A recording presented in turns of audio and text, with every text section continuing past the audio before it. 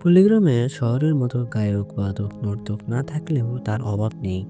চারিদিকে কোকিল, দোয়েল, পাপিয়া প্রভৃতি পাখির কলাগান, নদীর কুলকুল ধ্বনি, বাতার মর্মর শব্দ, শ্যামল শস্যের ভঙ্গিময় হিলাদোলা প্রচুর পরিমাণে শহরের অভাব এখানে পূর্ণ করে দিচ্ছে। পল্লীর ঘাটের মাঠে, পল্লীর আলো বাতাসে, পল্লীর প্রত্যেক পরতে পরতে সাহিত্য ছড়িয়ে আছে। কিন্তু বাতাসের মধ্যে বাস করে যেমন আমরা ভুলে যাই বায়ু সাগরে আমরা ডুবে আছি, তেমনি পাড়াগাঁয়ে থেকে আমাদের মনেই হয় না যে কত বড় সাহিত্য ও সাহিত্যের উপকরণ ছড়িয়ে আছে। শ্রদ্ধেয় ডক্টর দীনেশচন্দ্র সেন ময়মনসিংহের গীতিকা সংগ্রহ করে দিয়ে দেখিয়েছিলেন, সাহিত্যের কি এক অমূল্য খনি পল্লীজননীর বুকের কোণে লুকিয়ে আছে। সুদূর পশ্চিমে সাহিত্যরসিক রোমারওয়ালা পর্যন্ত ময়মনসিংহের মদিনা বিবির সৌন্দর্যে মুগ্ধ হয়েছেন। মনসুর বয়াতের মতো আরও কত পল্লী কবি শহরের চক্ষুর অগোচরে পল্লীতে আত্মগোপন করে আছেন। কে তাদের সাহিত্যের মজলিসে এসে জগতের সঙ্গে চেনাশোনা করিয়ে দেবে? আর যদি বাংলাদেশের প্রত্যেক পল্লী থেকে এসব অজানা অচেনা কবিদের গাথা সংগ্রহ করে প্রকাশ করা হতো, তাহলে দেখা যেত বাংলার মুসলমানও সাহিত্য সম্পদে কত ধনী। কিন্তু হাই, এ কাজের জন্য স্বেচ্ছাসেবকের দল কই?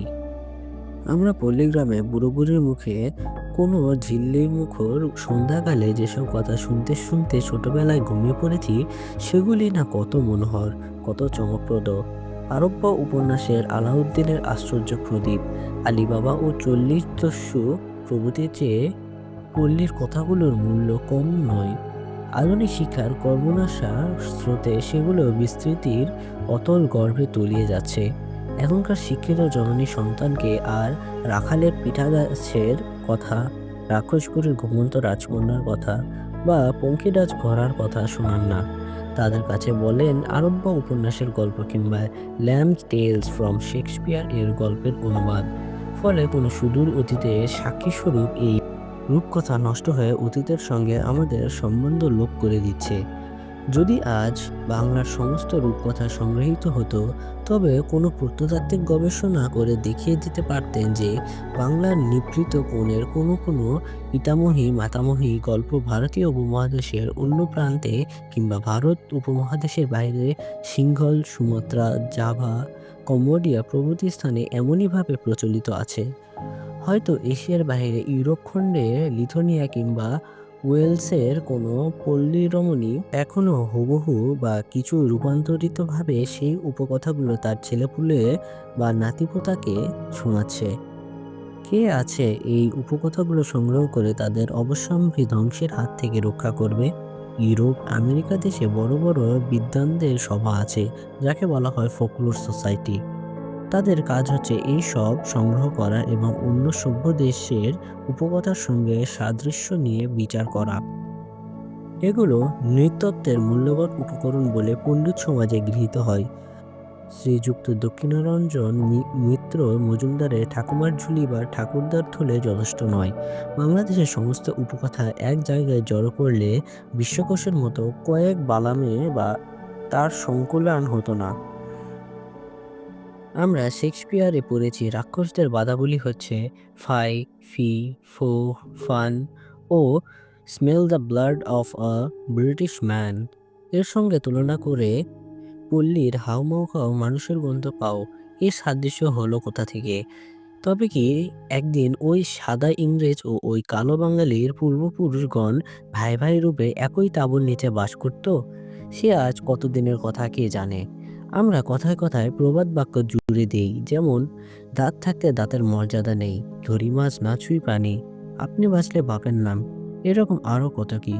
তারপর ডাকের কথায় আছে, খনার বচন আছে, যেমন কলা কলা রুয়ে না কেটো পাত, তাতেই কাপড় তাতেই ভাত। প্রবাদ বাক্য এবং ডাক ও খনার বচনের কত যুগের ভূদর্শনের পরিপক্ক ফল সঞ্চিত হয়ে আছে, কে তা অস্বীকার করতে পারে? শুধু তাই নয়, জাতির পুরনো ইতিহাসের অনেক গোপন কথাও এর মধ্যে খুঁজে পাওয়া যায়। আমরা আজও বলি পীরে বসে পেরোর খবর। এই প্রবাদ বাক্যটি সেই সময়ের কথা মনে করিয়ে দেয়, যখন পান্ডুয়া বঙ্গের রাজধানী ছিল। কে এই প্রবাদ বাক্য, ডাক, খনার বচনগুলি সংগ্রহ করে তাদের চিরকাল জীবন্ত রাখবে?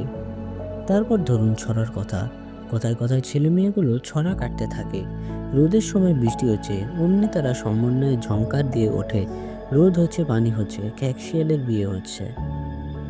এর সঙ্গে সঙ্গে মনে করুন মায়ের সেই ঘুমপাড়ানি গান, সেই খোকাখুকির ছড়া, এগুলি সরল প্রাণের জীবন্ত উৎস। কিন্তু আজ দুঃখে দৈন্যে প্রাণে সুখ নেই। ছড়াও ক্রমে লোকে ভুলে যাচ্ছে। কে এগুলিকে বইয়ের পাতায় অমর করে রাখবে? শুধু ছড়া কেন, খেলাধুলার না কত বাদাগত আছে বা ছিল আমাদের এদেশে। যখন ফুটবল ব্যাটবলের নাম কারো জানা ছিল না, তখন কপাটি খেলার খুব ধুম ছিল। সেই খেলার সঙ্গে কত না বাধা বলি ছেলেরা ব্যবহার করত। এক হাত বললা, বার হাত ছিন, উড়ে যায় বললা ধা তিন তিন। বিদেশি খেলার প্রচলনের সঙ্গে সঙ্গে এসব লোপ পাওয়ার উপক্রম হয়েছে। কে এদের বাঁচিয়ে রাখবে? তারপর ধরুন পল্লী গানের কথা। পল্লী সাহিত্য সম্পদের মধ্যে এই গানগুলি অমূল্য রত্নবিশেষ। সেই জারি গান, সেই ভাটিয়ালি গান, সেই রাখালি গান, মারফতি গান, গানের এক অফুরন্ত ভাণ্ডার পল্লীর ঘাটে মাঠে ছড়ানো রয়েছে। তাতে কত প্রেম, কত আনন্দ, কত সৌন্দর্য, কত তত্ত্বজ্ঞান ওতপ্রোতভাবে জড়িয়ে আছে। শহরে গানের প্রভাবে সেগুলো এখন বর্বর চাষার গান বলে ভদ্রসমাজে আর বিকায় না। কিন্তু মন মাঝি তোর বৈঠা নেড়ে আমি আর বাইতে পারিলাম না, এই গানটির সঙ্গে আপনার শহরের গানের কোনো তুলনা হতে পারে? কিন্তু ধারাবাহিক রূপে সেগুলো সংগ্রহের জন্য কোনো চেষ্টা হচ্ছে কি? এ পর্যন্ত যা বললাম সেগুলো হচ্ছে পল্লীর প্রাচীন সম্পদ। সাহিত্যের ভাণ্ডারে দান করবার মতো পল্লীর নতুন সম্পদেরও অভাব নেই। আজকাল বাংলা সাহিত্য বলে যে সাহিত্য চলছে, তার 15 আনা হচ্ছে শহরের সাহিত্য। সাধু ভাষায় বলতে গেলে নাগরিক সাহিত্য। সে সাহিত্যে আছে রাজরাজরার কথা, বাবু বিবির কথা, মোটর গাড়ির কথা, বিজলি বাতির কথা, সিনেমা থিয়েটারের কথা, চায়ের বাটিতে ফু দেবার কথা। এসব কথা নিয়ে গল্প, উপন্যাস, কবিতা, নাটক রাশি রাশি লেখা হচ্ছে। পল্লীর গৃহস্থ কৃষকদের, জেলে মাঝি, মুঠে মজুরের কোনো কথা তাতে ঠাঁই নাই। তাদের সুখ দুঃখ, তাদের পাপ পুণ্য, তাদের আশা আকাঙ্ক্ষার কথায় কজন মাথা ঘামাচ্ছে? আমাদের বিশ্ববরেণ্য কবি সম্রাটও এবার ফিরাও মোড়ে বলে আবার পুরনো পথের নাগরিক সাহিত্য নিয়েই ব্যস্ত ছিলেন। ধান গাছে তক্তা হয় কিনা এখন শহরের লোকেরা এটা জানলেও পাড়াগাঁয়ের জীবন তাদের কাছে এক অজানা রাজ্য। সেটা কারো কাছে একেবারে পচা জঘন্য, আর কারো কাছে একেবারে চাঁদের জ্যোৎস্না দিয়ে ঘেরা। তারা পল্লীর মর্মকথা কি করে জানবেন? কি করেই বা তার মুখচ্ছবি আঁকবেন? আমাদের আজ দরকার হয়েছে শহরের সাহিত্যের বালাখানার পাশে গেও সাহিত্যের জোড়া বাংলা ঘর তুলতে। আজ অনেকের আত্মা ইট পাথর ও লোহার কৃত্রিম বাঁধন থেকে মুক্ত হয়ে মাটির ঘরে মাটির মানুষ হয়ে থাকতে চাচ্ছে। তাদের জন্য আমাদের কিছু গড়াগাথার দরকার আছে। ইউরোপ আমেরিকায় আজ এই প্রোলেটেরিয়েট সাহিত্যক্রমে আদরের আসন পাচ্ছে, আমাদের দেশেও পাবে। কিন্তু কোথায় সে পল্লীর কবি, ঔপন্যাসিক ও সাহিত্যিক যারা নিখুঁতভাবে এই পল্লীর ছবি শহরের চশমা আঁটা চোখের সামনে ধরতে পারবেন? এই সমস্ত রূপকথা, পল্লীগাথা, ছড়া প্রভৃতি দেশের আলো বাতাসের মতোই সকলেরই সাধারণ সম্পত্তি। তাতে হিন্দু মুসলমান কোনো ভেদাভেদ নেই। যেরূপ মাতৃস্তনে সন্তান মাত্রেরই অধিকার, সেরূপ এই পল্লী সাহিত্যে পল্লী জননীর হিন্দু মুসলমান সকল সন্তানেরই সমান অধিকার।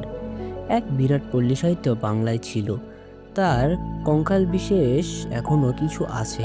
সময়ের ও রুচির পরিবর্তনে সে অনাদৃত হয়ে ধ্বংসের পথে দাঁড়িয়েছে। নেহাত সেকেলে পাড়াগাঁয়ের লোক ছাড়া সেগুলো আর কেউ আদর করে না। কিন্তু একদিন ছিল যখন নায়ের দাড়ি মাঝি থেকে গৃহস্থের বৌঝি পর্যন্ত, বালক থেকে বুড়ো পর্যন্ত, আমির থেকে গরিব পর্যন্ত সকলকেই এগুলো আনন্দ উপদেশ বিলাত। যদি পল্লী সাহিত্যের দিকে পল্লী জননীর সন্তানেরা মনোযোগ দেয়, তবে আমার মনে হয় এরূপ পল্লী সাহিত্য সবার আয়োজন সার্থক হবে। নচেৎ এ সকল কেবলই ভুয়ো, কেবলই ফক্কিকার।